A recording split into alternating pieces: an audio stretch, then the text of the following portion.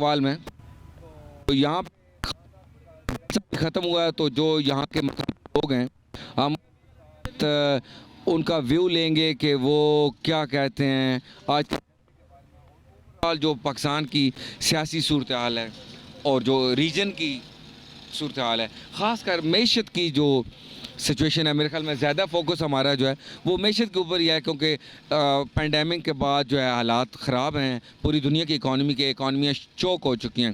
तो पहले तो ये बताइए कि सर के आपका नाम क्या है? मेरा नाम राजा खालिद है जी।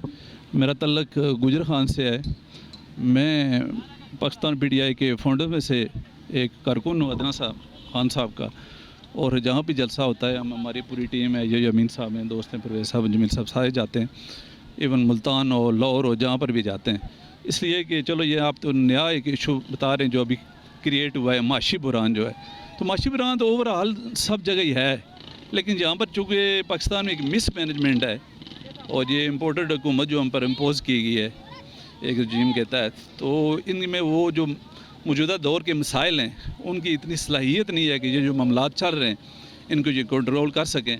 मैं सर यहाँ पे रुक जाइए प्लीज़। मुझे ये बताइए कि जब हम कहते हैं कि इस गवर्नमेंट में कैपेसिटी नहीं है कि ये मसाइल हल कर सकें, तो इसका मतलब यह है कि क्या तो खान साहब आएंगे तो वो ब्यूरोक्रेसी में तब्दीलियाँ लेके आएंगे, या ब्यूरोक्रेसी में कोई चोक हो चुका होता है, कोई ऐसा जंग लग चुका होता है? आपका असल में आप थोड़ा सा इसको अगर हमारी हेल्प करके इसको फोकस कर लें तो ज़रा बेहतर होगा। मैं आपको इस चीज़ पे भी डिफ़ाइन करता हूँ। मामलात ये हैं कि पहले भी जो खान साहब की हुकूमत आई थी तो मसाइल पहले भी बड़े गंभीर थे, और खान साहब ने बड़ी मुश्किल से हुमाशी टीम को एक ट्रैक पे डाला था, और काफ़ी जो बेहतरी आ रही थी, हर लिहाज में हजरात में बेहतरी आ रही थी, तजारत में आ रही थी, बिज़नेस में आ रही थी, इंडस्ट्रियल एरिया जो वो काफ़ी हमारा फैसलाबाद, सारी चीज़ें जो खान साहब भी कह रहे थे वो एक ट्रैक पर आ गई थी और बेहतरी शुरू हो गई थी। लेकिन अनफॉर्चुनेटली लोगों को एक यही मसला था कि ये बैरूनी जो ताकतें हैं वो भी नहीं चाहती कि पाकिस्तान ये स्टेबल हो। सर आपने थोड़ा focus, I am very sorry, मैं आपसे ये सवाल एक दफ़ा फिर दोहराऊंगा कि क्या ब्यूरोक्रेसी फंक्शन नहीं कर रही होती?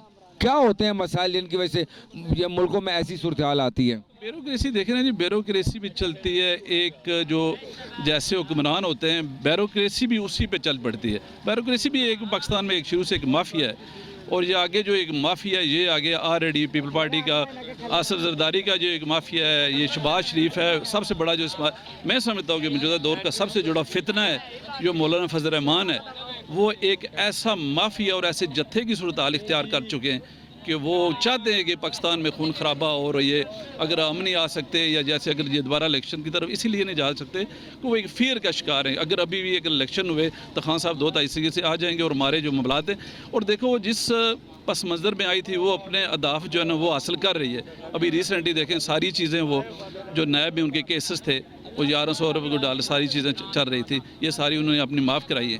सर तो इसका मतलब यह है कि आप ज़्यादातर आपका फोकस जो है वो है कि सियासी मामलात जब तक बेहतर ना होंगे उस वक्त तक मुल्क सीधे डगर पे नहीं चल सकते। जैसे कि सिंगापुर में 31 साल तक ली कुआन यू रहे और मुआशी जो पॉलिसियाँ थी वो उनमें कोई खलल नहीं आया। आप शायद इस तरफ कहना चाहते हैं? बिल्कुल, आप इन चीज़ों से इत्फाक करता हूँ। मैं समझता हूँ कि ये वायद इस रीजन में क्या है, इंटरनेशनल लेवल पे भी ये वायद ऐसे लीडर हैं पाकिस्तान जो मैं थिंक है, मेरी अपनी सोच है कि पाकिस्तान के जो वह लीडर हैं खान साहब के मौजूदा ये जो सूरत हाल बनी हुई है, माशी बनी हुई है या सियासी बनी हुई है, जो कुछ भी है, इस गंभीर सूरत हाल से निकालने के लिए मैं समझता हूँ ये वायद ही बंदा है और ये उम्मीद है, और ये मैं समझता हूँ कि बड़े ये एक डिफाइनिंग मोमेंट हैं।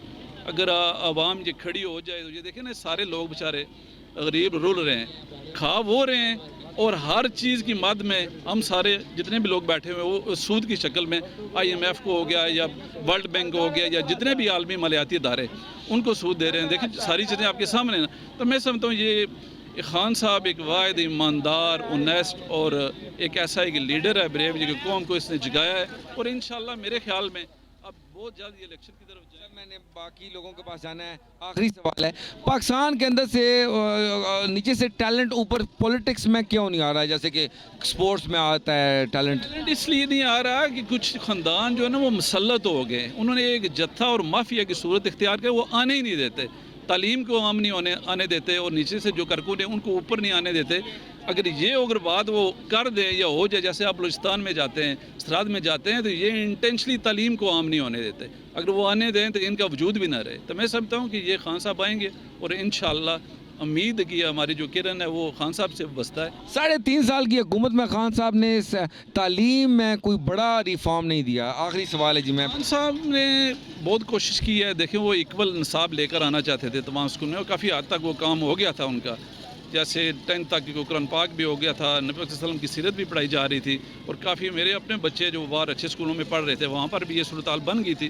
وہ ایکل تعلیم کی طرف جا رہا تھا، اور یہ سب سے بڑی یہی مسئلہ تھا مافیا کے لیے. اگر یہ ایکول ہوگی تعلیم ہے تو جو ہمارا ایک قبضہ ہے اس ملک پر وہ کمزور پڑ جائے گا. تھینک یو ویری مچ رائی صاحب، جزاکم اللہ خیر. سر کیا نام ہے آپ کا؟ میرا نام محمد جمیل الرحمان گجر خان. آپ گجر سے. سر آپ کا پروفیشن کیا ہے؟ میرا پروفیشن جو ہے وہ زمیندارہ ہے جی. ٹھیک ہے. اور زمیندارہ میں آ کے جو حالات زمیندار کے ہو چکے ہیں وہ اس سے پہلے کبھی ہوئے نہیں. میری 55 سال عمر ہے. اس 55 سال کی عمر میں جو اب حالات ہیں وہ اس سے پہلے کبھی نہیں. اچھا، وہ میں آپ کو تھوڑا سا ہنٹ دیتا ہوں. ایک تو سیلاب آیا ہے، تو اب ملک کے اندر جو سپلائی لائن ہے وہ ڈسرپٹ ہے. دوسرا، بیرونی دنیا سے جہاں سے دوائیں وغیرہ آتی تھیں وہاں پہ بھی سپلائی چین جو سامان آتا ہے ان کو ہم لوگ پیسے ڈالروں میں کنورٹ کر کے بیچتے ہیں، تو اس میں بھی تھوڑا سا چوکنگ ہوئی ہے. تو یہ تو اوور آل مہنگائی کا جن جو ہے یہ ساری دنیا میں، یونائٹڈ کنگڈم میں 17 سالوں میں 14% مہنگائی میں اضافہ ہوا ہے. تو آپ اس بارے میں کیا کہیں گے کہ اوور آل یہ چونکہ زمینداری سے تعلق رکھتے ہیں. دیکھیں ابھی جب ہم مثال دیتے ہیں نا یورپ کی، امریکہ کی دیتے ہیں، انگلینڈ کی دیتے ہیں، وہاں پر بھی ہماری بھی ساری فیملی جہاں پر بھی آیا ہے. لیکن دیکھیں نا وہاں پر اگر کوئی مہنگائی ہوتی ہے یا کوئی چیز بھی بڑھتی ہے تو وہاں پر گورنمنٹ جو ہے وہ کمپلسیٹ کرتی ہے. اگر مہنگائی ہے تو ان کے ساتھ ان کے جو وہ سوشل ورک سسٹم ہے وہ بڑا سٹرانگ ہے. وہ دیکھتے ہیں کہ عوام ابھی جو ہے قوت خرید ان کی کم ہو رہی ہے تو ساتھ ساتھ وہ کمپلسیٹ کرتے ہیں. لیکن یہاں پر دیکھیں نا، اگر کسی کے پاس اگر روٹی نہیں ہے، کسی کے پاس دوا کے پیسے نہیں ہیں تو وہ تو ویسے ہی مر جاتے ہیں. تو یہ سب سے بڑی حکومت کی ناری ہے. یہ عمران خان نے تو یہی کیا سب سے بڑا. میں سب سے بڑا سمجھتا ہوں کہ خان صاحب نے جو اس ملک میں غریبوں کے ساتھ جو احسان کیا ہے وہ یہ ہے کہ وہ ہر غریب 10 لاکھ روپے تک جو ہے نا وہ اپنا ہر جگہ سے، کہ پرائیویٹ ہاسپٹل ہو، گورنمنٹ کا ہاسپٹل ہو، تو وہاں سے علاج کرا سکتا تھا. تو میں سمجھتا ہوں سب سے بڑی خان صاحب. تو آپ کا پوائنٹ جو ہے وہ زیادہ یہ ہے کہ دیکھیں ان ملکوں میں مانیٹری اتھارٹی بڑی سٹرانگ ہے. اس کی وجہ یہ ہے کہ ان کی اکانومی سٹرانگ ہے. جب آپ کا نوٹ بل تگڑا ہے تو اس کے سامنے جو پروڈکٹس ہوتی ہیں وہ ہمت ہار بیٹھتی ہیں. جیسے کہ یونائٹڈ اسٹیٹس کا $1 جو ہے اس سے ہم ایک گرس خرید سکتے ہیں، لیکن پاکستان کے 200-300 روپوں میں ہم 1 درجن نہیں لے سکیں گے. تو مانیٹری اتھارٹی ان ملکوں میں بڑی مضبوط ہے. تو میں اس کا تھوڑا سا آپ کو جو میں سمجھ گیا آپ کا پوائنٹ کیا ہے. میں سمجھتا ہوں مانیٹرنگ اتھارٹی اتنی اسٹرانگ ہے کہ ان کے کبھی منی لانڈرنگ سنی ہے آپ نے؟ کبھی منی لانڈرنگ ہوئی ہے؟ یہ خان صاحب کا جو پسندیدہ یہی کہتے ہیں نا بار بار، جتنے بھی ڈالر ہیں، کل پرسوں آپ اسٹوریاں سنیں نا کہ اربوں خربوں ڈالر ابھی پہلے دبئی میں جا رہے تھے، پہلے وہ زرداری مافیا تھا، نواز شریف مافیا تھا، وہ لانچوں کے ذریعے کس طرح سے جا رہے تھے. ابھی انہوں نے بھارت میں کس طریقے سے کتنی ایپ وہ لانچ کر دی انہوں نے. تو اب سارا جتنے بھی وہ ہمارے ڈالر ہیں وہ سارے باہر جانے. اکانومی کہاں سے سٹرانگ ہو؟ پھر ڈالر کی جب کمی ہوگی، ڈیفیسٹ بڑھے گا، قرضیات بڑھیں گے تو کہاں سے ہم دیں گے؟ یہ تو سب سے بڑا عالمی ہے، اور خود گورنمنٹ انوالو میں اس میں.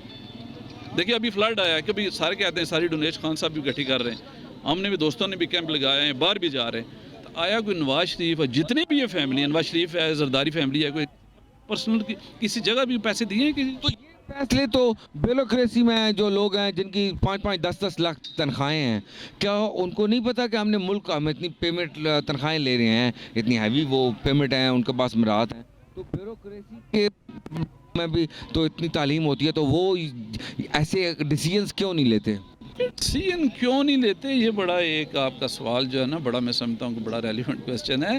اس لیے نہیں لیتے کہ آگے انہیں پتہ ہے کہ میں اگر گھر کا فرد ہوں، جب میں ہی کوئی کسی جگہ ڈونیٹ نہیں کر رہا، مدد نہیں کر رہا، غریبوں کی ہیلپ نہیں کر رہا، تو اوپر سے وہ دیکھ رہے ہیں، تو پھر جیسے ہوتا ہے ایسے چل رہے ہیں. خان صاحب دیکھیں نا کہاں سے کہاں بیچارے جا رہے ہیں، کیا کچھ کر رہے ہیں، اس کا وہاں لوگ دے رہے ہیں نا.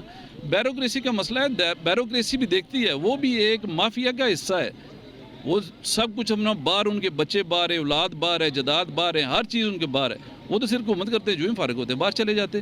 تو یہ دیکھیں نا ابھی سندھ کی حال ہے، دیکھیں نا آپ وہاں پر کوئی بھی تھوڑا سا بندہ درد دل رکھنے والا بندہ ہو تو اس کے آنسو نکل ہوتے. کل وہ پروگرام بول والے کر رہے تھے, آپ دیکھیں نا وہاں پہ کیا حال بنا ہوا تھا. تو کسی بندے کا یہ اگر کوئی انسان ہے یا مسلمان ہے تو اس کو میں سمجھتا ہوں اگر 2 روٹیاں کھاتا ہے تو وہ 1 روٹی بھی کم کر دے گا ان غریب بھائیوں کا جو نا وہ سوال. تو یہ بیوروکریسی ہو گئی ہے. یہ پالیٹیشین جو موجودہ دور کے یہ پالیٹیشین ہیں یہ پچھلے 70 سال سے ملک میں قابض ہیں. دیکھیں نا ابھی میں سمجھتا ہوں میرے پوائنٹ آف ویو سے یہ جتنے بھی یہ جو فلڈ ہیں یا جتنے بھی یہ لوگ تباہ ہیں یہ انشاءاللہ اللہ تعالیٰ ان کا وہ حساب روز قیامت لے گا ان کی نااہلی کی وجہ سے اور ان کی مس مینجمنٹ وجہ سے. یہ ساری چیزیں ہم اللہ پر چھوڑ دیتے ہیں نا. تو چائنا کا سب سے دیکھیں نا چائنا والوں نے فلڈ آ رہا تھا دیکھا تھا اللہ تعالیٰ کی طرف امتحان ہے جی اللہ تعالیٰ کے ہے. تو اس نے وہ ساری ہسٹری پڑھی ہے اس نے کیا کیا تھا اور کیسے ہوا تھا. تو بات یہ ہے کہ ہم سارے کام جو نا اللہ پہ چھوڑ دیتے ہیں. ایشیا میں ہم ڈیم بنا لیں. ہم کالا باغ ڈیم کتنے عرصے سے رکا ہے کالا ڈیم چھوٹے چھوٹے ڈیم بنا رہے تھے ہمارے فلڈ رک سکتے ہیں. یہ جو انسانی جانیں ضائع ہو سکتی ہیں یہ رک نہیں سکتی. اگر یہ نہیں روک رہے انٹینشن نہیں کر رہے تھے ان کا اللہ تعالیٰ کے جتنے بھی لوگ مر رہے ہیں ان کو ثابت تو دینا پڑے گا. ایشیا میں اس وقت جو سب سے مضبوط اور ریزیلینٹ اکانومی ہے وہ ڈالر ہے, سنگاپور کا ڈالر. تو میں اگلے دنوں ان کا انٹرویو پڑھ رہا تھا سنگاپور مانیٹری اتھارٹی کا اور جو سی ای او ہیں Piyush Gupta D B S bank کے. تو میں دیکھ رہا تھا کہ I found them very confident. Why our bureaucracy is not confident? Bureaucracy دیکھیں نہیں کانفیڈنٹ تو اس لیے نہیں ہے کہ ہمارے نہیں یا ڈیٹرمنٹ نہیں ہے جو مسئلے معاملات حل کرنا نہیں چاہتی.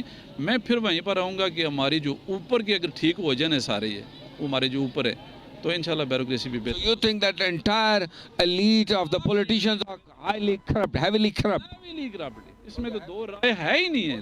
2 رائے ہے ہی نہیں ہے اس میں. ابھی اس پر تو بندہ 2-3 گھنٹے لیکچر دے سکتا ہے. یہ ایسا ٹاپک.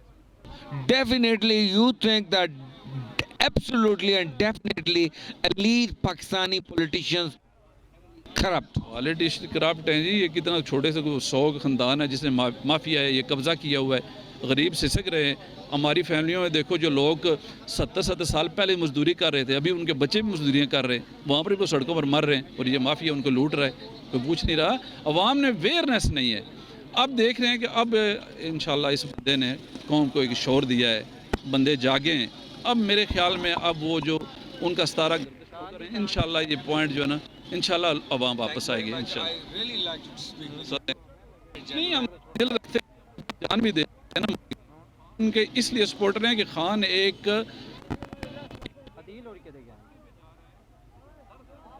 لیکن 1 گھنٹہ 1.5 گھنٹہ کو بول سکتا ہے یہاں پر وہ یہ وہی بندہ بول سکتا ہے جو اندر سے بولتا ہے. اس لیے میں عوام سے بھی رسپیکٹ کرتا ہوں. ان کے انتہائی ان کو رسپیکٹ ہے کہ اس بندے کا ساتھ دیں. یہ لاسٹ ہوپ ہے. اس کے بعد اگر کچھ یہ اللہ نہ کرے خان صاحب نے کام ہوئے ہیں تو پھر آپ کا وہی فضل مان اور وہی جنگل بیٹھے ہوئے ہیں آپ کے جنگل نکلیں گے نہیں آپ مدت تک.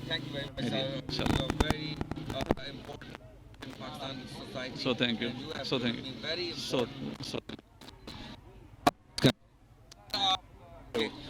یہ ہمارے گوجر خان سے مہمان تھے جی اور ہماری بات چیت ہوئی ہے آپ نے سنی ہے. زیادہ تر ہم اکانومی کے اوپر ہم نے بات چیت کی ہے. اور سر راجہ خالد صاحب نے بہت ہی غیر معمولی پوائنٹ ہمارے ساتھ اٹھائے ہیں. تھینک یو ویری مچ راج صاحب. السلام علیکم جی. السلام علیکم. یہ ضمیر کی آواز ہے جی چینل تو ہمیں ذرا دیکھیے گا انشاءاللہ دیکھیں. تھینک یو ویری مچ سر. جزاک اللہ. السلام علیکم جی. ابھی آپ دیکھیں جی کہ ہم آپ دیکھیں جی کہ ہم نے انٹرویو کیا ہے کچھ لوگوں کو. دے ور وائبرنٹ اور دے ور ویل اویئرڈ اور ان لوگوں کے پاس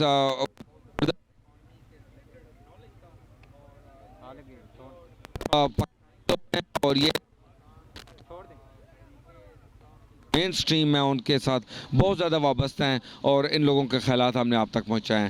تو انوار حسین جی ڈسٹرکٹ چکوال اور آج خان صاحب کا یہاں پہ جلسہ ہوا ہے. ہم آپ کے ساتھ ضمیر کی آواز چینل کے ساتھ موجود ہیں. You can find us at YouTube ضمیر کی آواز. Thank you G.